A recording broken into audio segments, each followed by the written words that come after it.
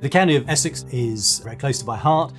Essex people tend to be extroverts, so stereotypically they end up on reality TV shows. They're also known for being quite sort of brash and telling you exactly what they think.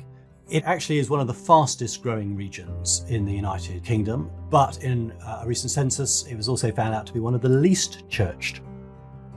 Danbury Mission Church originally began back around 1900. It began by a wealthy farmer and builder, and he started a church in his house for his employees. And then within a few years, he actually had a fully functioning church. I arrived in the church 19 years ago. We really tried to keep that sort of original vision of spreading the gospel to the community, of good youth and children's work. It's been an exciting time to be here over that 19 years.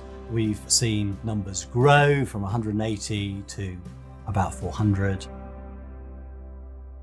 We have begun to see in more recent years the need for a sort of greater sense of responsibility for our region. Mission Essex, in one sense, began to form in our minds as a how can we share the resources that God has graciously given us and plant or revitalize 10 churches in 10 years. Just as we were launching Mission Essex just over a year ago, I was introduced to Steve Bialy. The initiative with Converge, we want to come in alongside national leaders, local leaders. We're not coming in to lead things ourselves. We want to serve you, we want to learn together, and we want to do more together so that more and more people have the opportunity to meet, know, and follow Jesus. We want to see powerful, strong gospel witnesses thriving in these communities in the UK where there is none. And so Steve was, well, let's see if we can partner because we're going to be better together and we can share ideas and maybe share resources and we might be able to enable things to happen more quickly and more effectively. Steve introduced me to the Rock Point team when they came last September. Rock Point started off as a church plant and they've now grown, and therefore they can relate to us whatever size we're at and just help us think through what are the challenges we're facing and maybe what are some of the solutions to be able to continue to grow, to continue to be intentional in reaching out with the gospel. There's a sort of wealth of policies that churches need to be compliant with the state.